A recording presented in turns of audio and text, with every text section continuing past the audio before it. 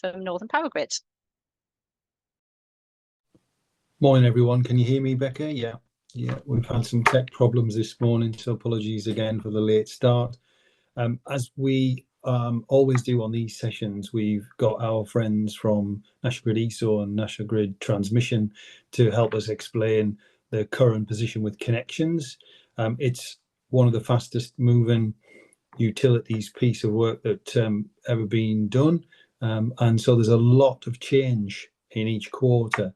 And what I would say is the real sort of help it would give us in Northern Power Grid, and I suspect our colleagues at ESO and NGET, is to get the Q&A running at the end to try and delve deeper into where we're headed with the connections reform and the connections policy changes.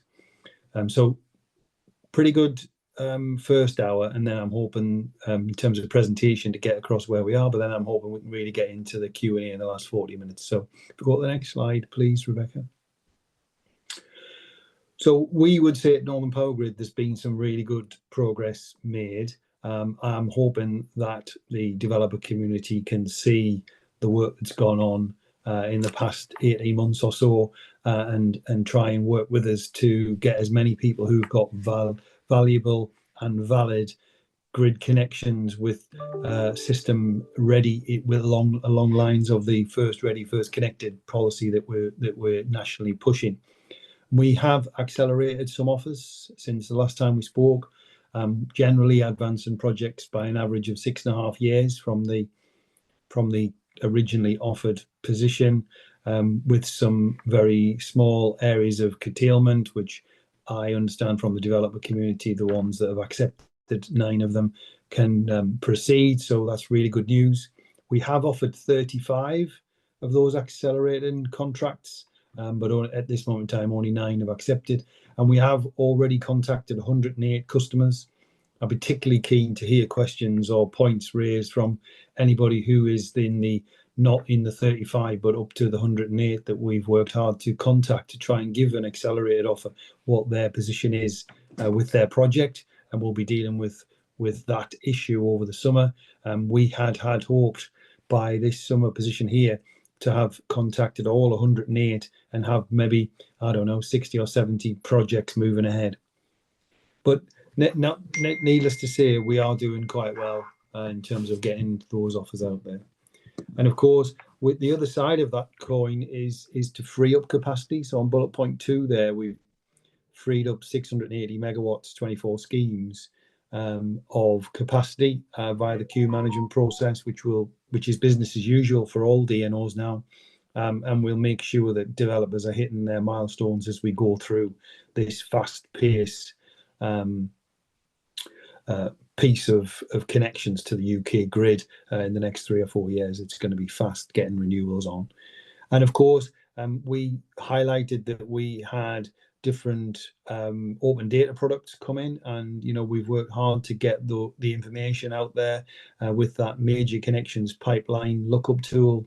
That was incredible that we could do that, so people can see what position they are in the queue and what tech is above them or below them, and that's really interesting to see people use that. I'd love to hear any comments on that as we go through. And of course, we tend to focus on generation and storage because that's where most developers are coming to us for. But we do need to say that demand connections are generally available in Northern Power Grid's area. And we would like to talk to demand customers who want to get connected. And with the technical limits story, then of course we can see that the more demand we can get on underneath the technical limits, then the more match generation we can get to help us offset that. So really interesting times the next couple of years, and we'll see where we get with those 100 projects. Now, of course, I said it was fast moving and there's a lot of policy change. And I'm working on this 2 days a week on average, and there's a team at Northern Power Grid on it every day. We've got that team here on the call. Any developers out there that need some clarification, this is your chance in the Q&A. So next slide, please.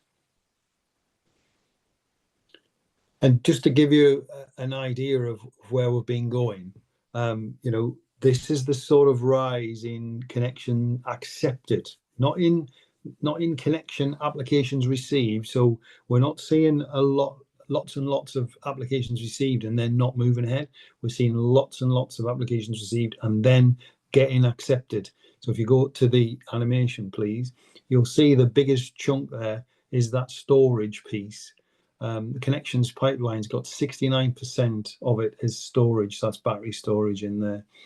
And the volumes that we're talking about is 5 times the Northern Power Grid system peak and 6 times the existing distributed generation capacity that we've got on our network. So we are in what can only be described as unprecedented times, which our team are forecasting will end somewhere around about 2027 and applications will start to drop. But I would love for this developer community that's called in today to give us some heads up about their plans, because obviously there will be no market for battery storage in 3, 4, 5 years time, because it'll all be either on or connected and operational.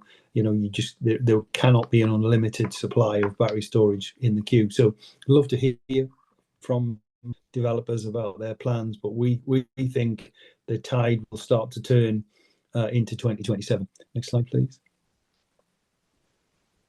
So we were very much aware that a lot of developers are concerned about the project progression documentation leaving Northern Power Grid, and we've been working on that. When we were here talking to you last time, we said that, look at the volumes. We've been working on the volumes to try and get accepted offers get them connected early. That's what we've been doing. But obviously we're on top of that now. We have a team doing BAU opportunities to get people connected quicker. So now we turn our attention to making sure that no matter how deep the queue is at a grid supply point, we are making improvements to getting the timescales down with project progression documentation. And so, we've got 64 projects currently under review with the ESO, and we've got 237 projects already on the Appendix G. So we've got to get on with getting those project progressions out there. We have got a commitment to achieve our target of 3 months by the end of 2024. But obviously there is a backlog at the moment. Because of all the change, I'm not sure whether it's absolutely impacting the queue, but I'm aware that some developers tell me it is, and I would like to hear more about that. Even if you're 10th or 12th on a GSP queue and you come back with an offer of 2038, I know there's some concern out there about project progressions moving forward. So it'd be good to hear some views on that. Next slide, please. So this slide in particular talks about the 680 megawatts of schemes that we've freed up, which is a work stream that I lead for the ENA, and we're really trying to make sure that we don't have people in the queue taking up capacity who are never going to build out. So pushing those milestones is really, really important, and I believe that the 350 megawatts plus that's been freed up by the contract milestone process will absolutely rise as we go through this next 18 months. You'll see the tracking that we do. You will see that rise, because more and more of the projects that will not get built, not get planning permission, will be dropping out of the queue because they can't meet milestones. And we're really, we would really push to get developers to understand that we're going for the first ready, first connected approach and moving away from that first in, first connected approach of the past, which is holding grid capacity and holding people out who have valuable projects that can be connected to the grid and helping us meet net zero. So we have a team that are tracking and reviewing those schemes in the queue to make sure they're on track and meeting the milestones. So we are looking in Northern Power Grid to automate some of those elements, so that you might start to see automated emails coming out from us rather than receiving phone calls, etc. That's also business for 2024, and we'll come back later in the year and talk a little bit more about how we're making progress in that area. When we move to the next slide, then I'm going to hand over to Jim to go through some of the details. Thank you. Yeah, thanks, Paul. So hi, I'm Jim Cardwell. I work in Paul's team, and if Paul's spending 2 days a week on average working on this kind of stuff, then I'm spending about 4. So I look after the team where at the transmission interface, that was a newly established team that's helping us move us through this. And one of the things we're doing here is on technical limits. This is very much a national GB-wide initiative occurring for us in North East Yorkshire, Northern Lincolnshire, but also in other bits of GB. And this is the technique we're using. Paul there talked about this kind of massive, significant change that's going on, and this is how we're using it to accelerate our connections. We've got 40 grid supply points, 40 interface points between us and the transmission system, and you'll hear from Sade and Mike shortly about their perspective on this.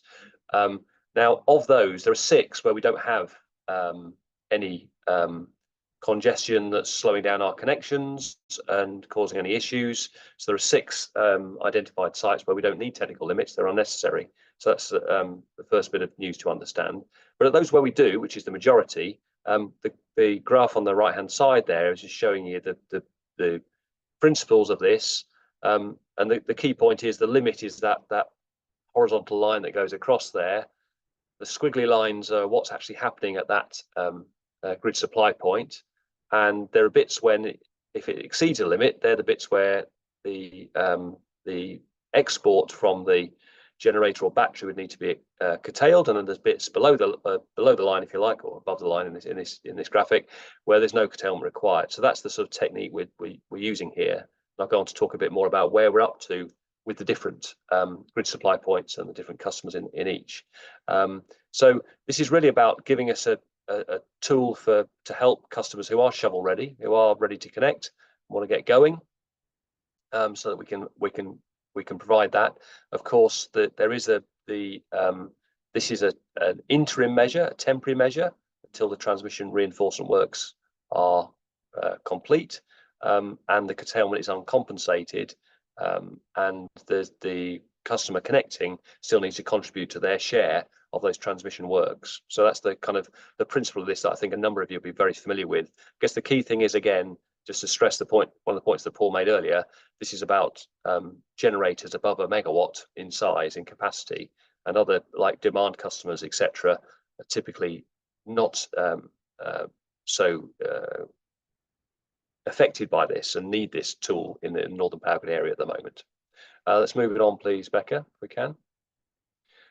So this is the work we're doing to progress the rollout initiative through these different phases that are going on. So the yellow line is where we're up to, if you move from left to right, if you like, in terms of as we've been rolling this out. So we're going through the different grid supply points and then working through those. The process and the tech limits agreed. This is all interactions between ourselves and the transmission parties to get the contracts in place to allow us to make these offers for distribution connected customers. And you can see there where we're starting in the different areas for customer contact. So as recently as last week, we were starting customer contact on phase 2, tranche 2 as it's called. And what's happening as we're moving from left to right here is we are steadily picking up on different characteristics of different GSPs. And generally what's on the left hand side, these are the easier to connect sites where we're the only connectee, for example, at a grid supply point, say, or there are no fault level issues to be concerned about. It's just thermal issues that we need to manage. And then as we go through to the right hand side, we see increasingly numbers of those kind of issues that cause more complexity. So as we go from left to right, I suppose we are tackling more and more first of a kind of considerations of how to manage these issues and how to make sure we get as many people on as we can. In the grey bar on the right hand side there, called future phases, they're sites at the moment that we can't open up for technical limits at the moment because of typically fault level issues at those sites that are constraining the numbers of extra generators or extra export we can get on at those sites. The other thing to note in this is you'll see in the tranche 1, tranche 2 boxes there's a strike through of Offerton, Pittsmore and Neeps End. If we can just advance, I'll explain why that is taking place. And Becca, if we can move the slide forward, please. So this is one of those 3 sites. I think this might be Offerton, but it doesn't really matter. The point is here that we're not proceeding with technical limits at those 3 sites. There are, of the customers accepted at the moment, we've got 5 customers in total affected by that, who are in what would be known as Part 4 of Appendix G. So these are ones who are saying we couldn't give offers for transmission access until such time as the transmission system's being reinforced. And so they're customers that we can't take into technical limits at the moment. And the key point is here, again, looking at the chart on the right-hand side, and they're all much of a muchness, and all 3 sites are pretty similar in this respect. You see the orange line there, which is saying under the technical limits methodology, it requires us to maintain an import at that grid supply point. So that's a constant import of power from the transmission system into the distribution network of just under 15. So it's about 14 megawatts. And the actual headroom that you see there is pretty small. So even though there's some headroom there, it's pretty tiny. It's about 1 to 5 megawatts kind of typically. There's that sort of white space beneath there. And what that means is when we've done the curtailment estimates of those 5 customers at these the 3 sites affected by this, is there's simply such little headroom. So if you're a battery customer, which many of these are sort of 20, 30, 40 megawatt kind of characteristic, we're getting some high curtailment limits, sort of north of 50% in terms of megawatt hours lost, and we just don't think that's a viable business case to offer those customers. And as such, that's why we're not proceeding with rolling out technical limits at those sites.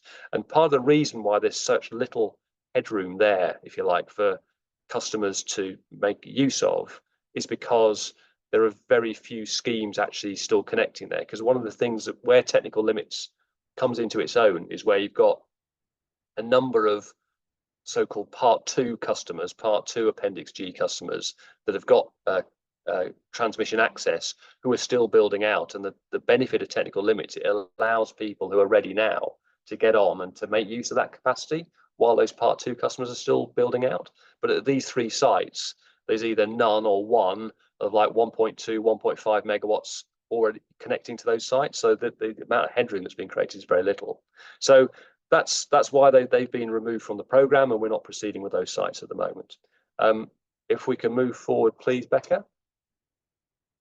And this is just a little bit more detail. So Paul already gave the headline numbers, and this is just a bit more of the detail from that shows how that 108 customers has rolled through those balls on the left-hand side through to 9, which have accepted to date, as we continue to go with expressions of interest, indicative offers, formal offers, and then formal acceptances coming through. In fact, I mean, this is always changing, as you'll understand.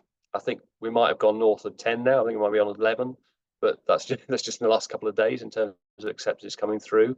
And the bottom right-hand corner there, Paul talked about, the reasons. So we are starting to engage now to understand from our customers who've gone all the way through the process, if you like, and maybe have dropped out at different stages. We're very keen to understand what is it that means that you're not in a position to move forward. What is it that we can't do? And I mean, of those reasons there, I guess the issue with the 4th one is quite significant, because if a customer's not able to commit to the transmission reinforcement, well, that's a feature of the current offer, if you like, not just the accelerated offer. So that's a really important thing for us to understand, because it might be that the scheme's not viable and the project can't go ahead, or it might be a question of timing. It might be that we're saying this accelerates it and you're not ready now, but you might be ready in 5 years' time. I don't know. But that's the sort of key question that we're moving forward with our customers on a site-specific basis. So I think, Becca, if we move forward, I think I wanted to talk about the customer information. So if you think what the 2 things we're doing at the moment is accelerating connections and trying to increase the amount of available information we've got for customers. So let's move it forward, Becca. And we have now got one of the things we measure ourselves by, I suppose, is I think this is the 6th time we've come with a quarterly webinar talking about these kind of issues. And we're trying to always measure ourselves. What have we done since the last time? How have we moved the thing forward? So we have got a new sort of web page portal, if you like. That's where you'll find it. There's those 2 drop downs on our menu. So let's move forward, Becca, please. And we've got a host of information that's available through there. Some of it's been mentioned by Paul already. So what you see here is a reference again to that web page, top left. Next one down is that major connections pipeline lookup tool that Paul referenced. And I saw a note, I think it might be from Morgan in the chat room, that is exactly the same as the NGET one. Okay, we just simply replicated the functionality. They've got a blue one, we've got a red one, but it's the same thing. So you stick in your ENQ number, your unique reference number. It'll tell you where you are in the queue underneath the grid supply point. So that's exactly what that's doing. We've then got information on the accelerated offers. That slide I just showed you with the dates on it for when we're rolling out. That's exactly what that accelerated offers summary is. We've got points of contact, and we've also put in the indicative curtailment assessment that people are getting with their offers, but we've put the methodology on there so you can understand that and see and understand a bit more about that. Becca, let's move it on, please. I mean, heat maps have been long established, so they're there, and we've got those there. And project progressions of great interest, and Paul mentioned those earlier. We've got those there, so you can see what the movement is there. We've got a DSO transmission interface inbox, but the thing we're also doing under the coming soon banner is looking for a customer inquiry form on the website, because we think that will be a way to speed up our responses to those, because that inbox is getting a lot of hammer. Quite often it's getting a lot of varied questions and things, and if we can put more of it through that web form, it will allow us to sort of segment and respond to those questions a lot quicker. So that's another thing that we're doing. So what we think we're doing there is continuing to improve that experience and data. As I said, every time you'll hear us come forward, we'll be talking about new things we've done since the last time. If the slides that we did a quarter ago would not have had as many things on as they have done now. So we're trying to push things forward all the time and get those things going. So I think, Becca, that was me done, wasn't it? And I'm going to hand them to Sade, and she's going to give us an ESCO's view. So Sade, over to you. Thanks, everyone. Can you all hear me? Perfect. Hi, everyone. Thank you for having me. I'm Folashade Papula. I work as one of the senior policy and change officers in the connections team within the ESO. I'm firstly going to be providing an overview on some of the tactical initiatives that our team has been working on to improve the connections process in the near term, before moving ahead to give an overview of connections reform, which is focused on longer term changes to the connections process, and as you may be aware, is currently going through the code modification process as well. And next slide, please. Thank you. So firstly, speaking on some of the tactical initiatives we're working on. This slide covers each of the developments. You can see from how busy the slide is, we've been getting up to quite a bit over the past few years. The areas in orange on the slide represent the initiatives aimed at distribution connected projects, and the areas in blue are transmission level. And I'm just going to try and provide a very brief overview on each one. So it's starting off with tech limits, which Jim and Paul have been speaking on already. This project covers across both transmission and distribution interface, and currently has released 30 gigawatts of capacity in terms of accelerated connection. Also earlier this year, we completed the first phase of the non-firm accelerated energy storage project, and that released 10 gigawatts of energy storage across England and Wales. Moving on to queue management, CMP 376. This was approved in November 2023 last year, and we're still in the process of implementing the queue management milestones into all agreements. Back in March this year, Ofgem also approved the letter of authority, CMP 427, which was to increase or raise the barrier to entering the queue, essentially. And that went live on the 28th of March and was another great success for the ESO. Back in November, Ofgem and government launched the Connections Action Plan. And the ESO had quite a number of actions on that that we had to fulfill by Q1 this year. And we're pleased to say that the ESO had met all their actions that were put to us. And we're currently going through the relevant governance groups for approval, and we'll continue to provide more updates as and when these are approved. There's also LOA phase 2, so letter of authority phase 2. This is something we've already started to develop and is forming part of the connections reform code mods, so CMP 434 and CMP 435, and also just aimed at further strengthening requirements as part of the connections process in that space as well. You might also be aware of two-step. So all two-step offers, all second-step offers were completed and sent out May this year. In summer, we're also expecting to get final approval on some of the connections process advisory group actions and move towards implementation. And some of this involves related to capacity allocation and bay reallocation. We've also had CMP 32H, which SSE have requested to withdraw, but we know SPN have taken the action to take over this code mod, and we'll continue to work closely with SPN on this. Outside of the Connections Action Plan, the policy team are working on a few other policy papers as well, where a code change isn't required, but still requires clear guidelines on how we're interpreting the codes in certain areas. One of these, for example, is an IDNO policy paper that's currently being written. And this just looks at how some of the contractual changes in the IDNO space. We're also working on another paper focused on technology change and how we'll treat changes of technology within each tech as well.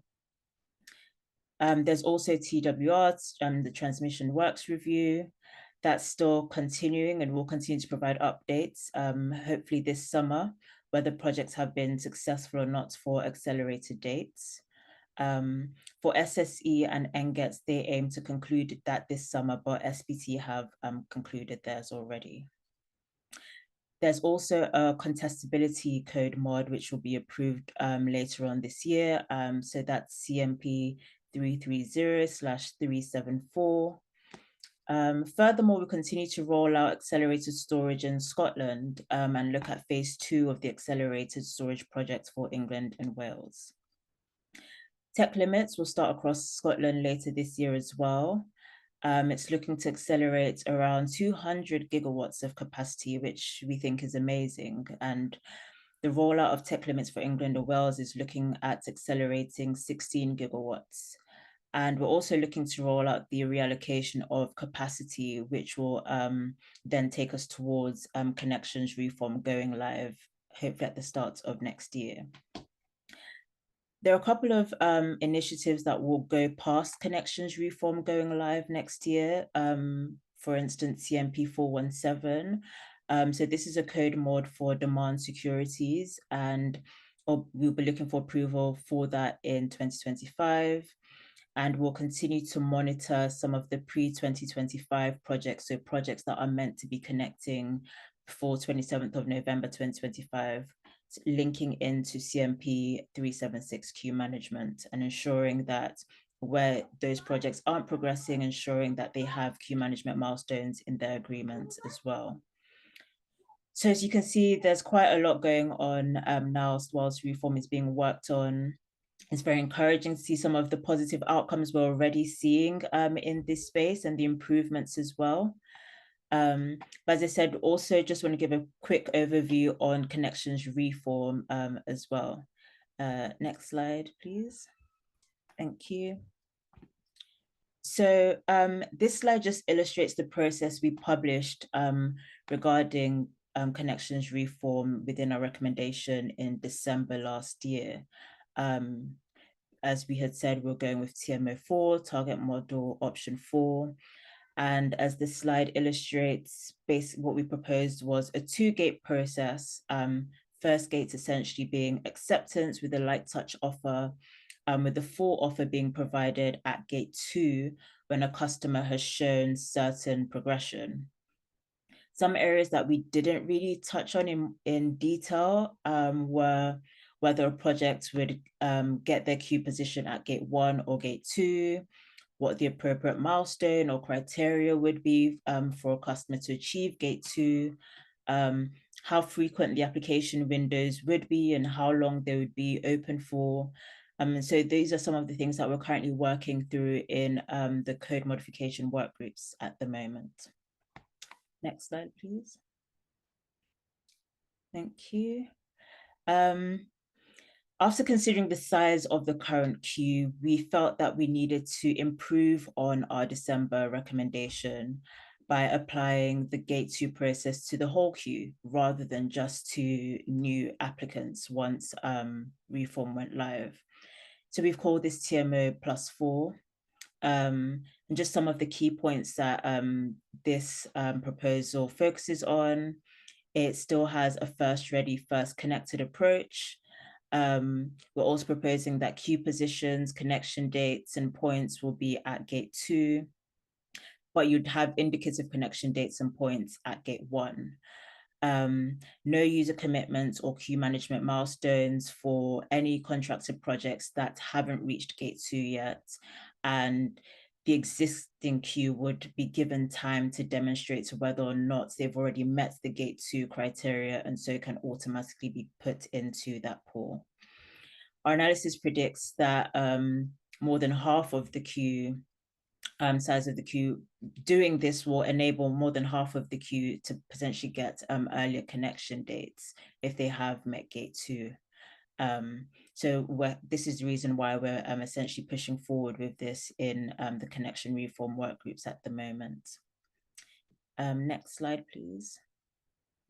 This is just a timeline on what we've done since April and where we plan to be.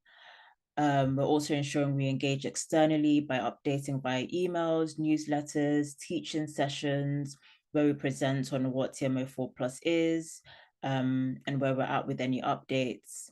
These sessions usually have Q&A at the end as well. So if you do see them pop up, please do feel free to sign up. We're also very pleased and thankful to industry for the great engagement we've received to date so far.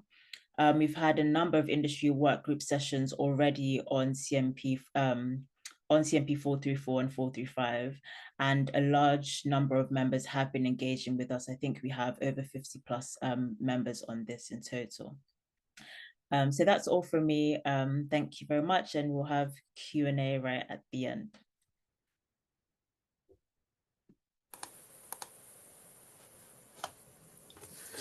Thank you, Sade.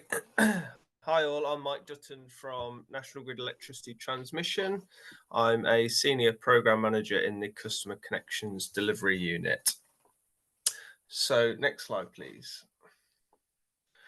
So since our last update in this forum in April, trends of generation connected, contracted and within the offer process has appeared to have flatlined ever so slightly and potentially even slightly reduced, looking into the numbers a bit deeper.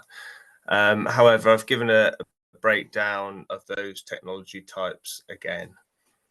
Key projects are still continuing to be delivered and developed at pace to unlock that future capacity for customers by both electricity transmission and the strategic infrastructure business units. Next slide, please. Rather than updating in this forum specific substations and connections data, I'll point you again to our research assistant, which is sort of found online by following the link in the slides. I'll also put it in the chat again in the Q&A section. This was updated with information on sites and connections data in May, and again it will be updated within the next quarter. Just to note on the right-hand side, this is a zoomed out version snapshot of the Northeast region, and unfortunately it doesn't necessarily paint the best current outlook. Next slide, please. So here's a summary and update of NGET's priorities. As Sade has sort of touched on already, since the start of May, there have been 19 work group meetings across the CMP 434 and 435. So they're the code mod proposals for reform, aka TMO4+ that you've just heard. And there's been many, many more other working groups with a variety of stakeholders, all focusing on the government actions from the Connections Action Plan. I've just put a few notes there on NGET's thoughts of TMO4+. So if you break down what we think, our opinion on the issues around connection timescales offered to customers and how it doesn't align with their current needs or expectations, is largely due to 4 interacting issues, we believe. So the current pipeline, as we see it, contains over 7 times the number of projects required to decarbonise the energy system. The pipeline is not aligned to a government strategy and will not efficiently achieve decarbonisation targets. NGET cannot ensure that the right customers are connecting in the right location at the right time, and speculative applications trigger unnecessary works, which further distorts timelines for our customers.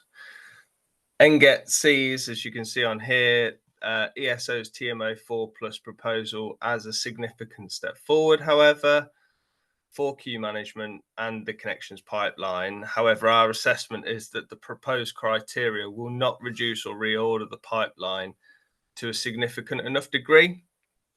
However, the code mod process does allow for amendments to be made, so there's still time to improve it even further. Moving on to shorter term updates. Now the 2-step offer period has concluded, we have started to review the remaining expressions of interest through the BES Tranche 2 initiative and also the Transmission Works Review initiative to see if any advancement is achievable. And this review should be completed within this next quarter.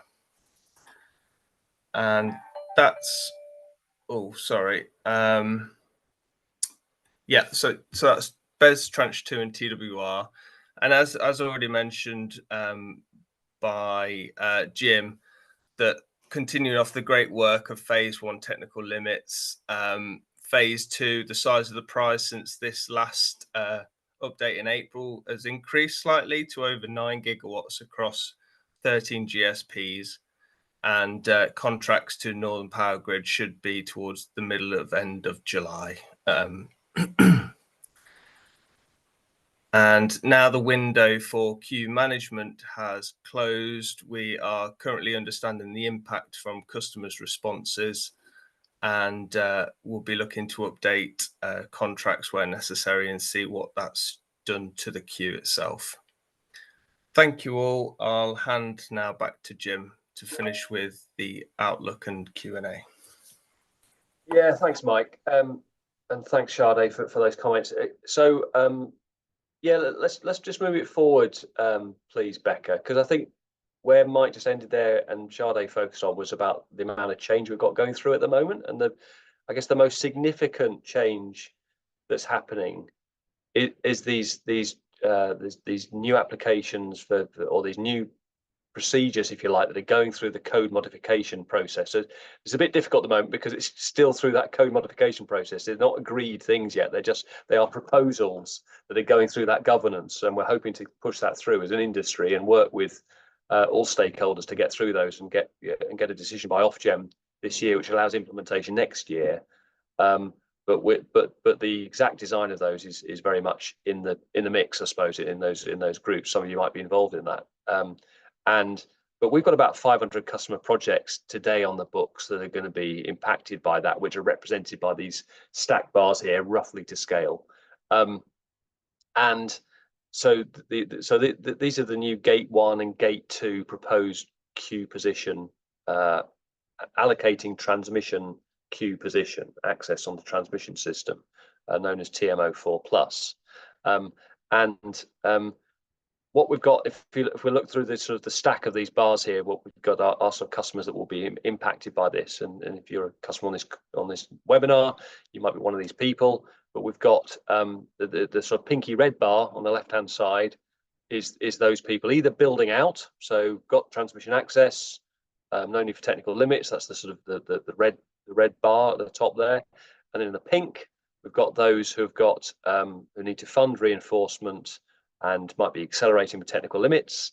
So that's the APG Part 4. and their transmission access status. If you're a customer in that you're offered and you're accepted, and you're in different parts of that. I'll come on to the gate 2 satisfied bar at the bottom, if you like, at the end. We've then got in the blue a number of you who are going through a waiting for transmission offers. So these are a sort of swathe of project progressions and applications for transmission system access that went in largely in 2023, and I think it was Sade that mentioned that those offers have come back. So we've got about 75 in that category. I see one of the Grimsby West, there was a comment in the chat room about, because there's a number of offers there, for example, at one of those locations. And we're in the process. We had a meeting on Thursday with the transmission parties, with the Northern Power Grid. We were looking at the Yorkshire collection of those, affecting those customers. And we are just at the stage of going through those offers to make sure we understand them, sort out the wrinkles in them, where we see apparent either contradictions or issues with them. So we're going through that process at the moment. We said we met last week, so that we can then turn to our customers and issue those offers. And I guess, and there's a number of new grid supply points in that. I think we might have totaled about 8 so far that we've counted, and this is kind of quite a national picture. So a lot of it, I guess our region is quite typical of the national picture that I hear from other DNOs, which was saying that a number of the customer offers that were requested in 2023 have come back with new grid supply point required. So that's quite a significant issue in terms of significant costs, and that's why we're making sure it gets that full scrutiny rather than just sort of just pass it on, if you like, just making sure we understand that and make sure that's exactly right. And then in the third column, we talked about project progressions being prepared by MPG, so we've got those there, and then we've also got other ones where we've got ESO assessments ongoing as well. So that's the kind of the full list, and that they're not offered, if you like, because there's no offer there. So along the bottom of that, we've also issued an expression of interest, or rather, sorry, Sade, the ESO has issued an expression of interest, and we've communicated that to our customers. And if you are in any other bits of GB, you'll have got the same from your local DNO there in relation to your project. And we're asking, please get that information in, because what that's seeking to do is understand where people are with their meeting the criteria of gate 2.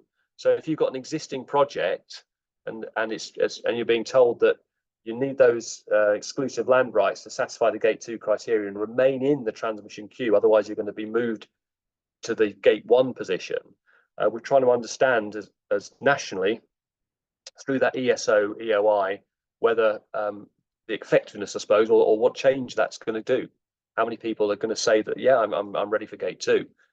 So we're trying to get that intelligence back to really understand the development of that policy and implementation of it. So if you're in receipt of one of those, please do respond, and please send your data back to the ESO, and then we as Northern Power Grid, other DNOs, will get our bite of the data back to give us the visibility of our bits of that transmission queue as well. So that's going on there. So yeah, we'll keep you posted as those things move forward, and obviously we'll get into Q&A in a minute and see if there's any questions on that. I think final slide probably, Becca, from yes. So just summarise from us from Northern Power Grid, just before we get into the Q&A. So we'll be engaging with those industry changes, including those proposals for the queue position allocation policy that's known as TMO4+, but not uniquely. So, for example, Paul mentioned about the queue management and what we're doing at queue management as well, looking to see what needs to be done at the front end of the process as well, to make sure that we get the system working for those viable projects that are able to move through. We're going to be moving forward with freeing up capacity for projects received through milestone management. So that was mentioned in certainly Sade's presentation, and we are just starting to get through now the kind of the ability to do that. So that's going to be going, we expect to be able to start doing that probably in July this month, and start to move that forward, of those more than 600 megawatts that have been freed up that was mentioned earlier. Of course, we'll keep it move forward with issuing accelerated offers, and move forward with that. So we've got the webinar today, and we'll keep that going as well. So that's it for me. Becca, I think back to you. We'll get to Q&A. Brilliant. Thank you for that, Jim. So as I mentioned, we have had some questions submitted in advance, which I'll start with, but I can see that the chat's been very busy, so we'll be sure to get to those as well. We've got about 45 minutes for Q&A, so hopefully we can get through a significant number of the questions, and any that we don't reach, we'll make sure to follow up afterwards. So I'm going to start with a couple of questions that came in advance around technical limits. So Jim, if you wouldn't mind, I'll come to you with these ones first. So the first question is, what is the latest target date for the region's technical limits review to be completed? Yeah, okay. So I think the thing about the technical limits is, I guess what we're doing at the moment is what I describe as the initial rollout. So we're moving through the course of 2024 through that program that I stuck on the slide, saying where the different phases were coming, and we're looking to, as you saw there, sort of that will get finished in September, October sort of time. We'll have moved through all the phases of that, and we'll have got those offers out. I guess the key point though is that this will continue. So we you know, as if we've got more capacity to use up in this sense, then we're going to keep using it, and we'll keep using the methodology we've got today. So for example, going back to that previous, I talked about the offers that we're getting now, and we're considering those offers. These are the two-step offers for customers that accepted their distribution offer in 2023 and have been waiting now for their transmission offer. So we're moving through that, and we hope that, for example, at Grimsby West, that was one of the sites quoted. I know we've got a number in there that have got two-step offers, and we're hoping once we get those accepted that we can move them forward into technical limits. So we can start looping back, Becca, I suppose, is the issue. I guess the other key thing is, as well as just sort of keeping it going on tech limits, I think there'll be a need to move forward the methodology. So very much the process we're doing at the moment is a kind of minimum viable product kind of. There are approximations. We wanted to get going, and we didn't want to be perfecting a process. We wanted to go for more for getting it going and get it out there to as many people as possible. So I think there's going to be refinements and opportunities to change the process potentially, and maybe even start to bring in, therefore, some of the people who can't join in at the moment. So I talked about those 3 grid supply points at Ofton, Neepsend, Pittsmore in Northern Power Grid. I'd hope that we might better work on the process and actually include them in later on phases. But yes, I hope that answers the question. So it's going to keep going. We're going to come back round, and then we're also going to look at changing the process to get more sites in the future. But I think it's pretty here to stay. I mean, there's probably final point is, as we all know, it's very clear, or we've been clear, and transmission parties have been clear, that this is a transmission, it's an interim non-firm arrangement. Interim, i.e. black box gets put on, gives some benefit to customer if that's what the customer would like to do, and then it will get removed as to when the transmission reinforcement has been done. So I guess the other thing is we're looking for here is to say, well, what form of transmission enduring flexible access could be possible? So that could be one of those changes that we need to move forward with, that we recognise that some customers are saying to us, surely there's got to be a way to allow me some enduring flexible connection, if you like, in the same way that many of our distribution flexible connections are enduring. They're not temporary. They're kind of a deal that the customer signs up for at the offset and accepts that they're going to have that arrangement unless something changes for the life of their project. So that's the big difference between technical limits and what some of the other flexible.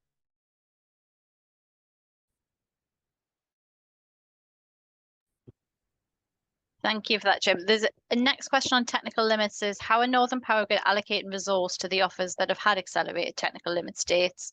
We're struggling to get any movement on these. Yeah, I can pick up on that, Becca.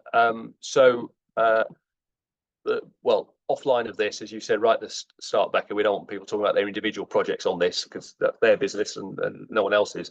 But get in touch.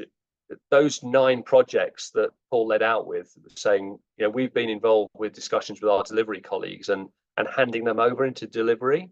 So the idea would be that a delivery project, and you'll get in touch and start having a project mobilization meeting effectively, start saying, well, you've now accepted this formal quotation, and we're now going to go and get on with getting into delivery for you and start and talk about all those kind of things as well. So that's very much the next stage. So I'm not, obviously, we're not going to talk about the individual project on this call, but please get in touch and understand if there's something's fallen between the cracks. We'll pick it up and work out what's going on. But I see Mark's got his hand up. So Mark, do you want to pick up on that?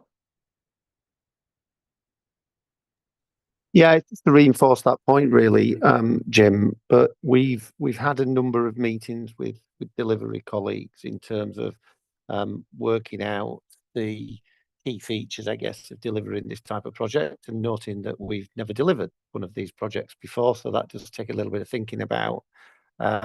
We should be in a position, and we have already started reaching out to the accepted customers. As Jim says, we're really keen to get in a room with those people that have showed an indication to move quickly. So if you've not heard from us yet, please contact your single point of contact, or indeed myself, because it's, we've got 9 accepted, I think, at the minute. I think that's numbers likely to go up over the next few days, and we desperately want to get in a room and start delivering these connections. Thanks for that, Mark. Thank you, Jim. So the next question is, can Northern Power Grid share its opinion on the DFTC work being done by their ENA, and also how DFTC is being covered in the ESO CUSC mods on connections reform? Are you all right to help me with that one, Jim? Either take it or direct it? I am, yeah. Good acronym throughput there, Becca. Well done. Yeah, so obviously the questioner knows what this is, but just a little bit of explaining for maybe people who didn't understand all the acronyms there. But so DFTC is distribution forecasted transmission capacity, and that, yes, that is being looked at through the working groups, because it's kind of related to the new queue position, the new transmission queue position allocation works that are going on, the thing known as TMO4 plus. So what DFTC is going to do is going to enable, and we're going to start having movement of data later on this year, such that we can start to use it, this process next year. But the idea is that it will give, we will give ideas of estimates, forecasts of how much, that's the forecasted bit, how much transmission capacity will be required for different technologies in the coming year or years. That's going to change through time. But and then transmission are going to give us some information back. National Grid are going to give us information back, which talks about the indicative dates for those volumes of new technology coming through and seeking connections. And that will allow us, at the time when we make our offers to our customers, we'll be able to give them an indication of what the transmission situation is as well, in terms of timescales. So that's what it's going to do, and essentially allow a bit more throughput of information to come through between the transmission and distribution parties, and hopefully get the information earlier to people connecting to the regional DNO grid, the Northern Power Grid, in case of people on this call. But the same process, again, it's a GB process that we're talking about here, not just a North East Yorkshire thing. So that's what it's going to do, but it's going to start to kick in later on this year, and I think the information will start to be used in 2025. Becca is the more simple answer to the question. Thank you for that, Jim. Shadi, I'm going to come to you with one of the questions submitted in advance now for ESO. So the question is, are there any plans to make availability of grid import-export capacity at specific connections points on the network more visible in this highly dynamic environment? Thank you. So I did share this with the team, a bit unclear on the imports exports capacity side of things, but we are building what we're calling Connections 360 at the moment. And the aim of this is to enable visibility of built transmission entry capacity, the contracted transmission entry capacity, and the total transmission entry capacity. And this will be available at specific GSPs and substations, and available for customers to access as and when they want, essentially. Of course, I'm sure that would continue to build over time as we update the data on it as well. I hope that's helpful. Brilliant. Thank you for that, Sade.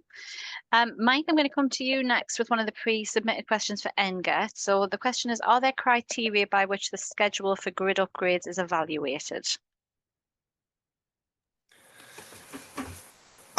I read this in 3 different ways, so I'm not 100% sure. I'll try and cover it off in 3 ways.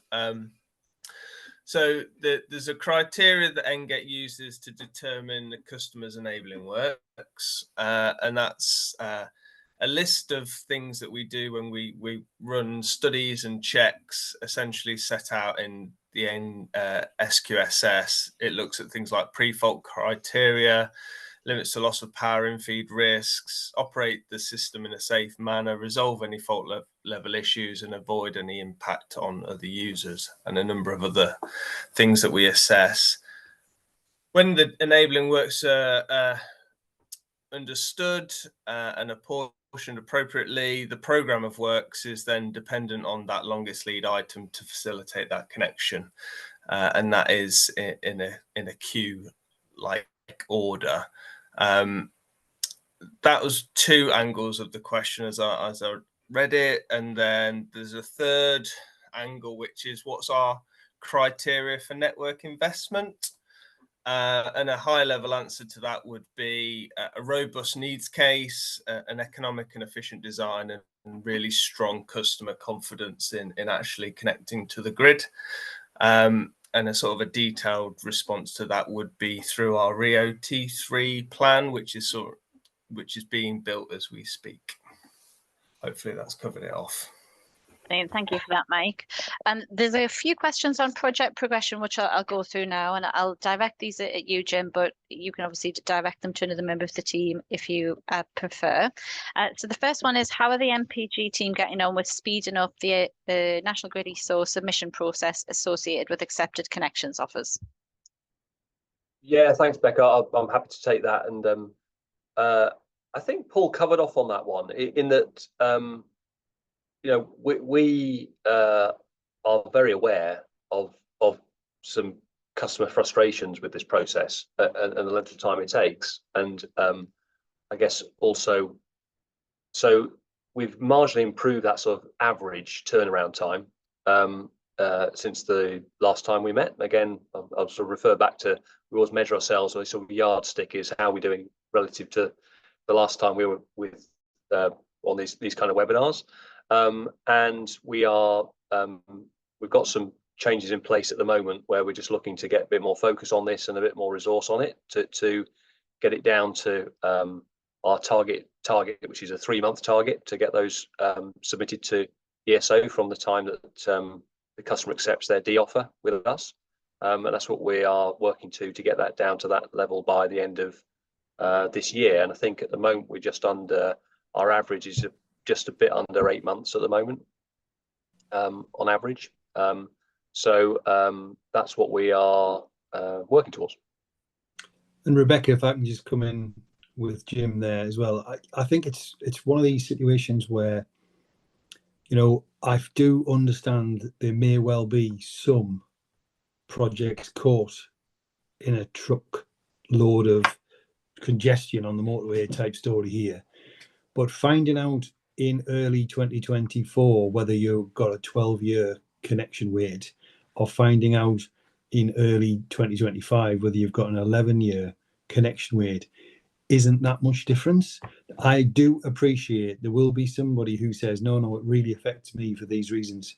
But in the generality of it, the team's been really focused on getting the projects that can proceed on as quick as possible. So the tops of the queues and of the 9 projects that's already accepted, or 10 or 11, as Jim's telling us, those out of the 35, those have been the focus for the last year.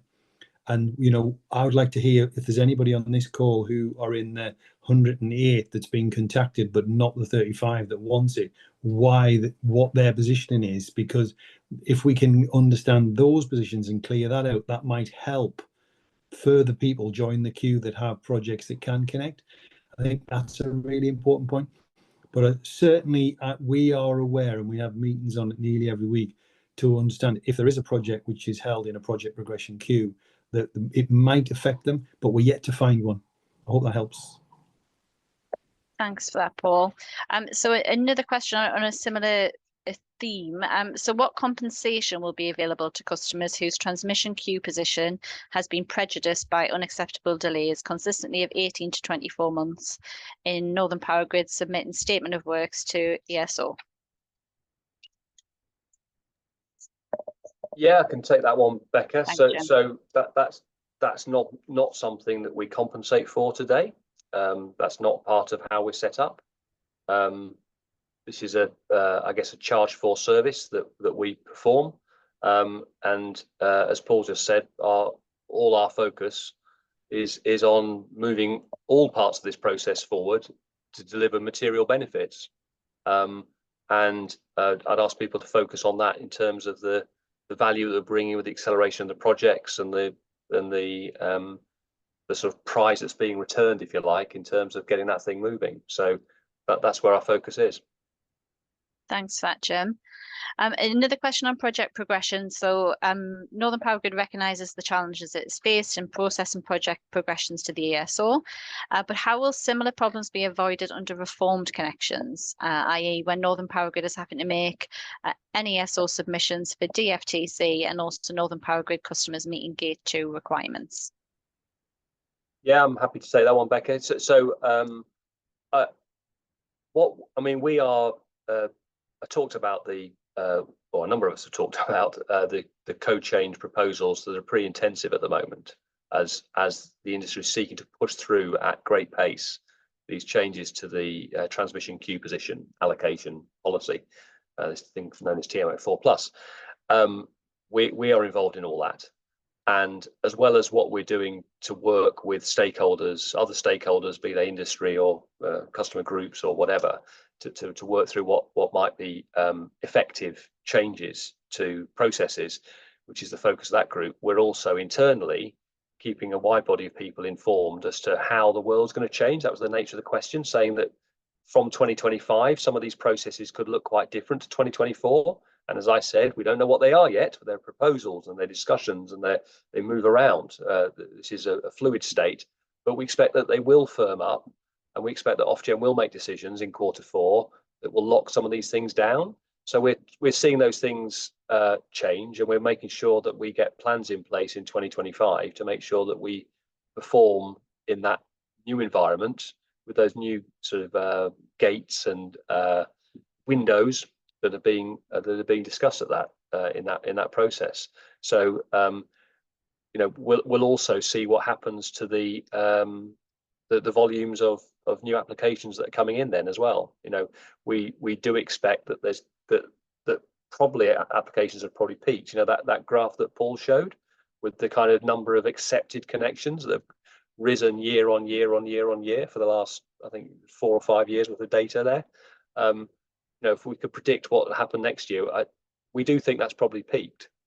But whichever it is, we're making sure that we get the resources in place and the processes in place that allow us to work in that new 2025 environment. When the music stops, everyone sits down on what the new code is actually going to require of us and require of other parties, be those customers or transmission parties. Thank you for that, Jim. There's 2 more questions that came in advance, and then I'll start working through the chat. So the next one is, what is the current estimated lead time for connection to grid for generation projects above 1 megawatt? And could this be broken down by the North East Yorkshire and Northern Lincolnshire? Could you take that one, please, Jim? Yeah, sure I will. I don't need data to share. I guess the principle is that, and I'm not sure actually that any data today will be too useful, because we're talking about we're going through a phase shift now, aren't we?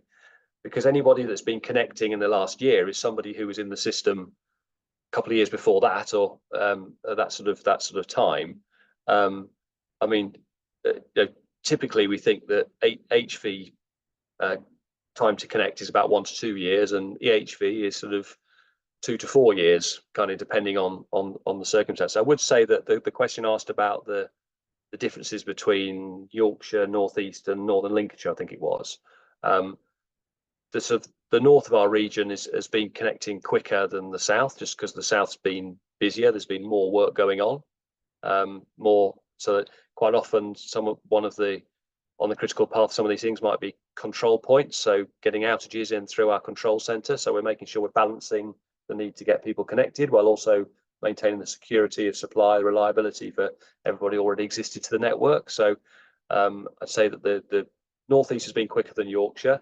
But as I say, as we move through those 9 projects that Mark and I talked about earlier, that's going to start to change. So we're going to start to see some of that moving forward. I think that the key thing about lead times for getting projects connected is going to be clearly some of the equipment, as many people will know, some of the equipment lead times have gone out. So we expect that projects in the next couple of years are probably going to take a bit longer on average than projects that got delivered in the last couple of years. But also we expect a load more to come through. So we're dealing, as we work through with our delivery colleagues to work through how we can get all these things delivered, there's an absolute scaling up required there, but also managing those supply chain issues to make sure we get orders into what are global supply chains that are still some quite longer lead times than they've been in the past. Brilliant, thank you for that, Jim. Next question, so could Northern Power Grid provide a description on how costs for A&M and new communications infrastructure are calculated and applied to connections offers? These will be needed in many cases, but the costs are currently making projects unviable. Yeah, should I keep going on that, Becca? I feel like I'm hogging the mic, but I'll keep an eye out for any other arms going up. I guess the key thing is I talked about the work that we've done on designing and implementing and calculating technical limits is this kind of minimum viable product. So it's a sort of an iteration of development of a process that we then wanted to get into mass application and mass rollout, rather than seeking to spend too long perfecting it and trying to squeezing the last value out of the process, if you like. And I guess the visibility and control has some similarities to that the A&M systems that we're going to need to, as Northern Power Grid, that we're going to have to do to fulfil our contractual obligations at a grid supply point with the ESO and with NGET, are again a kind of a product that we wanted to get going and define, and we're not going for sort of bespoke designs, if you like, for each different connection. So we've gone for what we think is an appropriate form of A&M that we can mass deploy. And in basic terms, what we're doing is, if customers are looking to, we are currently out to market for a new A&M system that will replace some of our existing A&M systems and will absolutely meet the requirements of technical limits. But that won't be available for rollout onto our systems until the back half of 2026. So for any customers that are looking to go earlier than that, we're saying we're having to go for a sort of an interim solution for that A&M system, a more basic system, but then there are extra costs associated with that. So we've got like a scaling up option for those customers are looking to connect in 2025 or the first part of 2026. And then we've got the costs of that made more enterprise system, and the customers share those costs from that time forward. So that's how we're doing it, Becca. We're just looking to make sure that we get those costs. And we think, I guess I accept that some customers might make their project non-viable, but I guess that's part of this process, isn't it? This is part of the discussion Paul said that we're really keen to understand. And as I said in my slide, the reasons for projects not proceeding and what the issues are. But at the moment, we've got some solutions to help people to get connected as quickly as possible. And that's what we're rolling out. So, Mark, you've got your hand up? Yeah, thanks, Jim. I mean, I've just opened the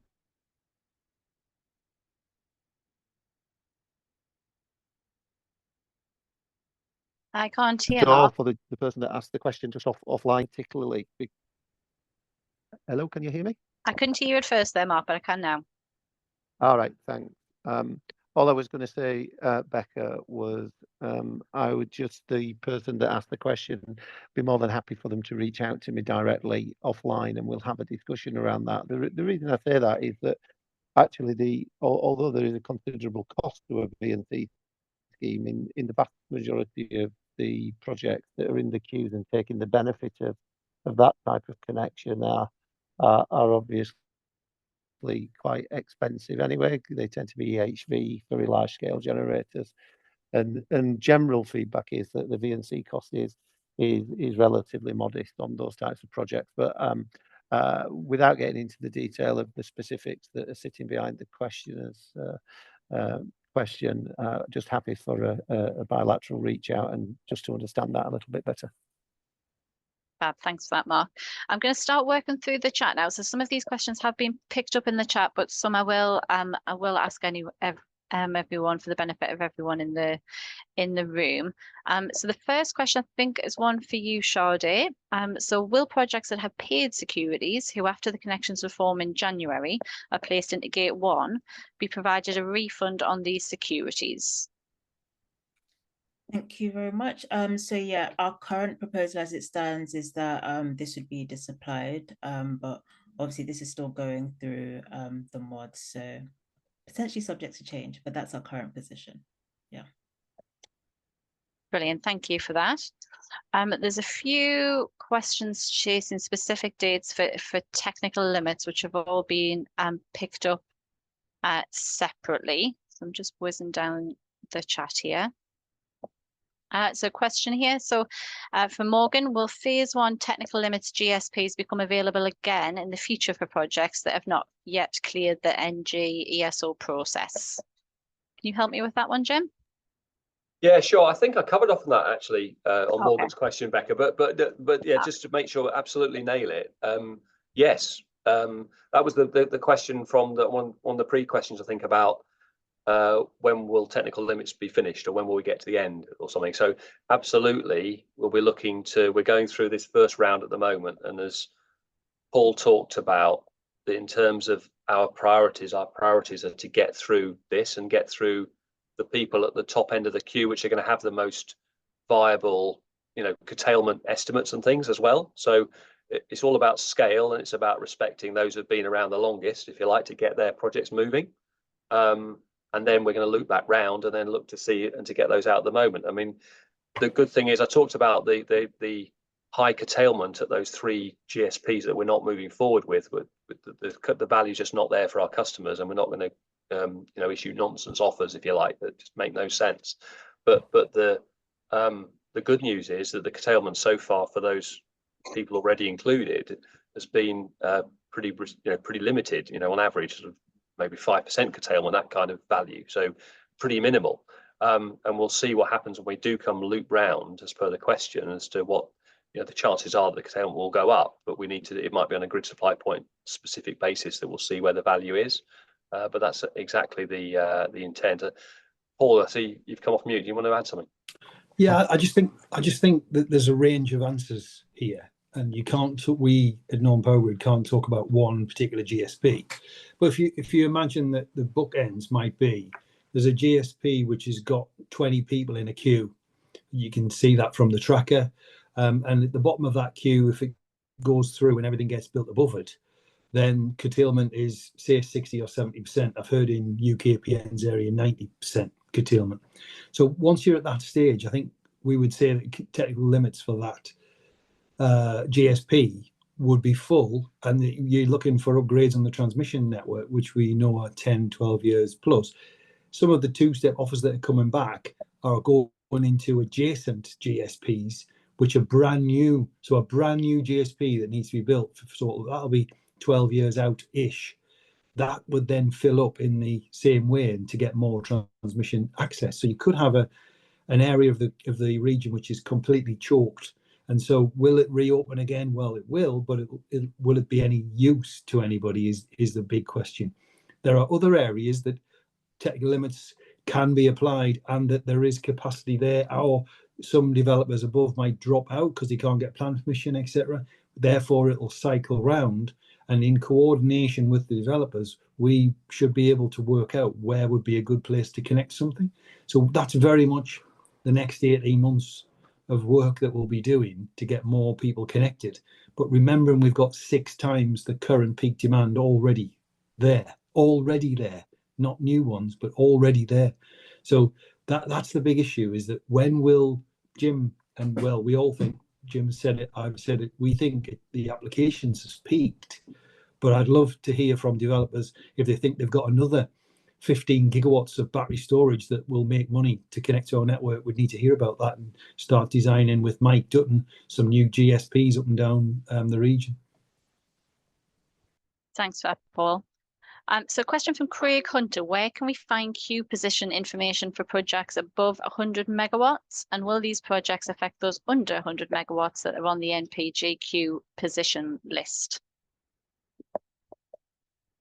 Yeah, so I'll come in there, I think, and just say, so yeah, so in England, we're talking here about projects that are large projects if they're above 100 megawatts, and therefore they require beggars, which go in. And of course, at the moment, the technical limits proposal is not including those larger projects under beggars.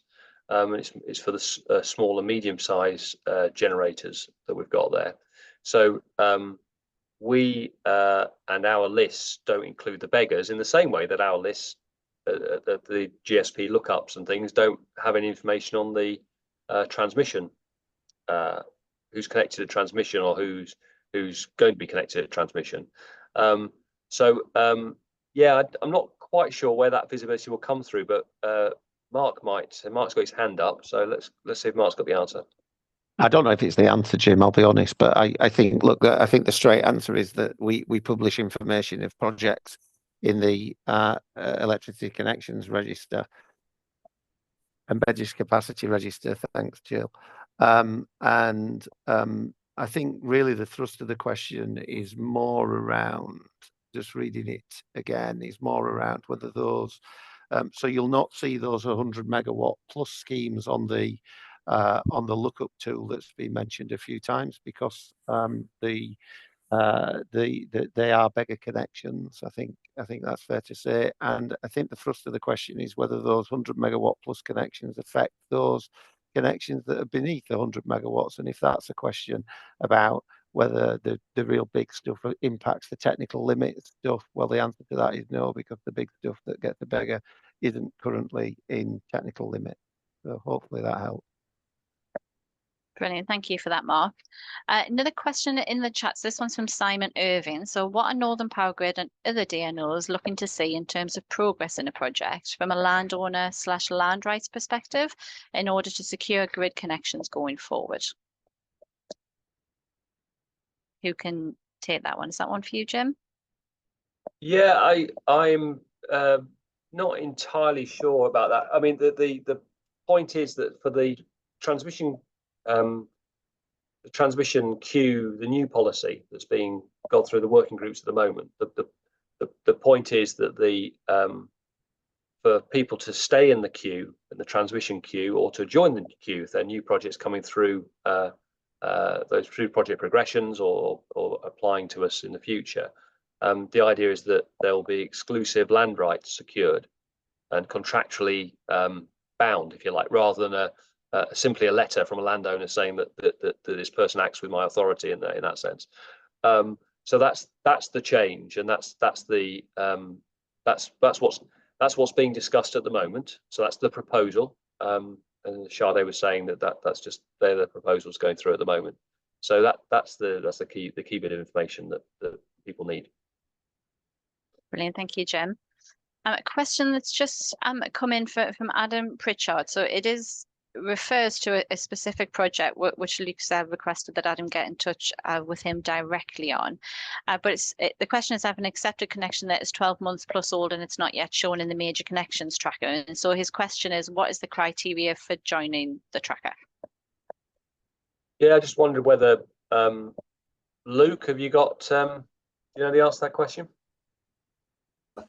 I think it's one of them not to take away, Becca. So I don't know if you don't mind giving us a ring. I just need to have a look at it and see why it's not on. Brilliant. Thanks for that, Luke. There's lots of questions in the chat about will we share the slides afterwards. We will absolutely share the slides after the webinar along with this recording as well. And they will both also be on the events page of the Northern Power Grid website. Okay, what else do we have in the chat that hasn't already been answered? If any MPG colleagues, if there's any question in the chat you'd particularly like to comment on, please go ahead while I just have a look through and see if there's anything outstanding.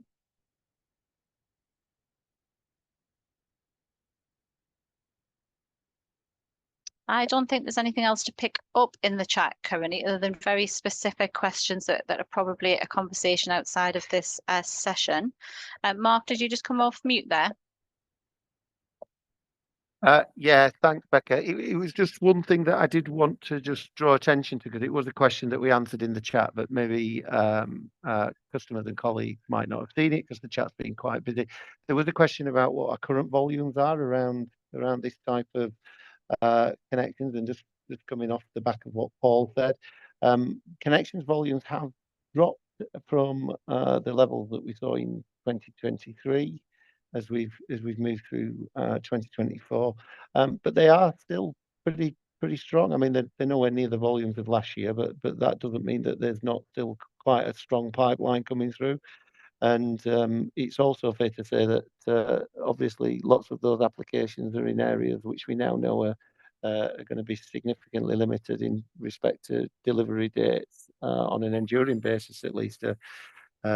A firm basis because of the situation at transmission, and quite a few of those projects are getting issued with connection contracts for quite significant sums of money. So it was just really off the back of what Paul said. I'd really welcome discussions with any developers that are listening here that could maybe try and understand or help us understand what that direction of travel is currently, and where they think it might be running as we go through the rest of 2024 and into 25, because it sort of is something that's sort of surprising us a little bit, that there's still a fairly strong volume around some of these connections at some of the value that we're talking about in terms of connection cost.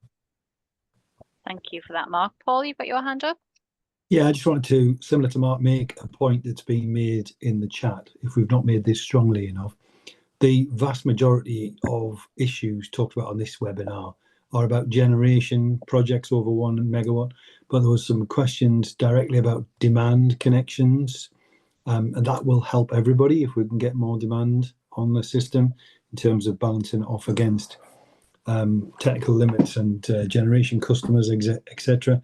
And generally 50, 100 megawatts of demand. We've got maps on the open data portals that we can help with if anybody's interested of where, if they're location agnostic and they've got projects for inward investment, for example. But the other aspect is if you're a business looking to decarbonize and increase your electricity demand, then we want to talk to you as soon as possible, even for projects that might be as far out as 2030, to see what we can do to facilitate that. That's all it was, Becca. Thank you. Thank you, Paul. Mike, you put your hand up as well. Yeah, there's just one question I noted in the chat that I could probably add a bit more to, and that was, how can we have a situation at the end of a 2-year plus connections reform process that NGET don't fully believe in what ESO are trying to implement? And sort of as I'd mentioned in the slides, really, the code mod working groups, which is that change delivery vehicle, has been incredibly intense, and it only kicked off in May this year. I don't think NGET are alone in our thinking and just want the most from this change process as possible.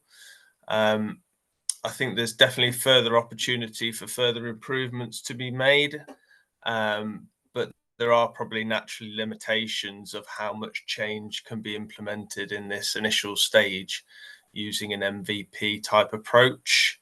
Further change in the future might need sort of primary legislation change or future code mods. And I think with all of these change initiatives, should we call it that, via CAP or via other mechanisms, is that sort of continuous improvement is always going to be needed as we learn and grow and adapt, essentially. So hopefully that adds an answer to that question. Thanks for that, Mike. There was a couple more questions that have just dropped into the chat that I will go through before we begin to wrap up. So there's a question from Betty. I think this is one for you, Sade. I just wondered if we could clarify what the milestones for Gate 1 and Gate 2 would be under the TMO4+, question mark. Apologies if I missed this. If you wouldn't mind clarifying that, please, Sade. No problem. I would have to take that one away just because I think our position recently changed on that a bit in terms of calculations in the work group.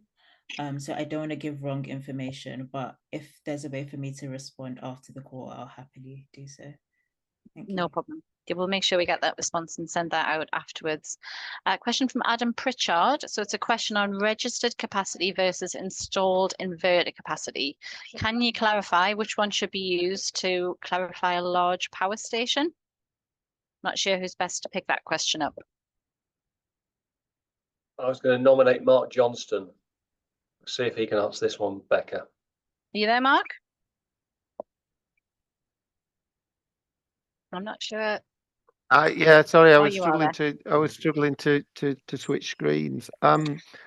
I'm not going to answer because I'm not 100% certain. I would have actually given it to one of our ESO colleagues in terms of the definition in CUSC, but I think we'll clarify and get back to Adam. I think it was Adam, wasn't it, Becca, offline? Yes, it was. Yeah, brilliant. Thank you. And then the last question I've got here is what percentage of connection requests go through to installation? Is that one that can be picked up now, or is that another one to look into afterwards? Thanks, Jim. I can have a go at that, Becca. I mean, as Paul said a couple of times, we've got in our accepted queue, we've got about 30 gigawatts, and let's say 80% of that is export. So it's generation storage. And just in for us in the northeastern Yorkshire, that's 5 times our peak demand on the network, and it's 6 times what we've already got connected in terms of export on this. So, you know, obviously there's a drop off, there's an attrition rate, and of course transmission parties have been going through this. This was a lot of the work they've been doing over the last 12, 18, 24 months has been looking at the construction planning assumptions and looking at these attrition rates and thinking, well, how many projects do proceed? How many do drop off? So we've got no better view than the work that's already been done by ESO, and you'll see some of their publications when they talk about this, talking about the expectations of how much drops off. So I mean, sure, they might be able to quote from it better than me, but I'll assume that, you know, they say that, well, some of the sort of generation kind of side of it, they expect that sort of only 30% of it probably will proceed. And the issue for us, of course, is we don't know which ones will and which ones won't. And that's, I guess, what we're trying to do is trying to push through an offer to try and understand which are those, valuable and valid, I think, were the 2 adjectives that Paul used right at the outset, 2 V words. You know, we're trying to make sure we give that value and make sure that those customers can proceed. We understand which ones are not going to proceed. So that whole kind of viability point is key. So yeah, so it's a very difficult point to answer, but go on, Sade, you do better than me. Can you put a percentage on it? No, I wasn't going to put an exact percentage on it. It was actually a reference to another question in the chat. But no, I agree with what you said there, Jim. Okay, thank you. Great. Thanks, Sade. So were you picking up a point in the chat there? Go ahead. Yeah, it was just a question from James Stoney around ESO's RFI and 10% response rate. I know Luke provided a response there, but just to quickly add to it as well, I thought it'd be helpful to give an update on the RFI.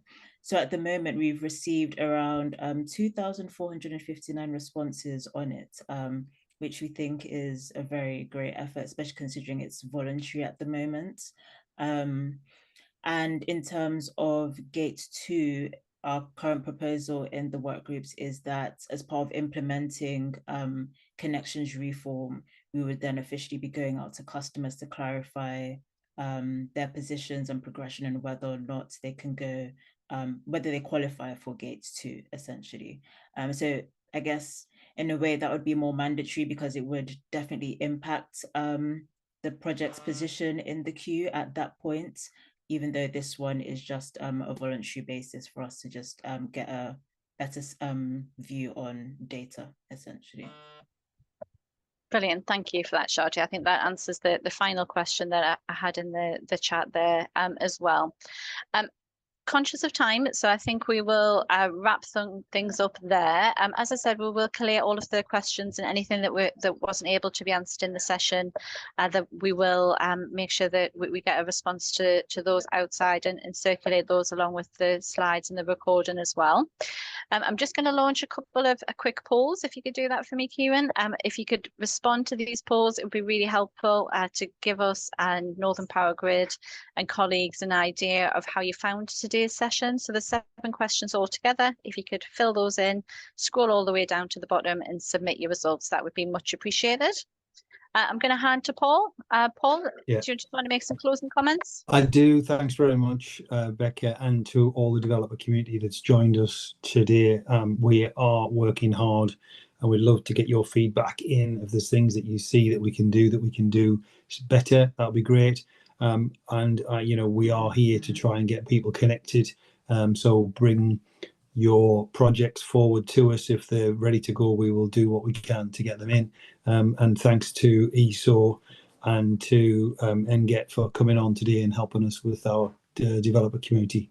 Thanks, Errol. Bye now. Brilliant, thank you for that. So that's the end of today's session. So once you've completed those polls, feel free to drop off and enjoy the rest of your day, everyone. Thank you very much.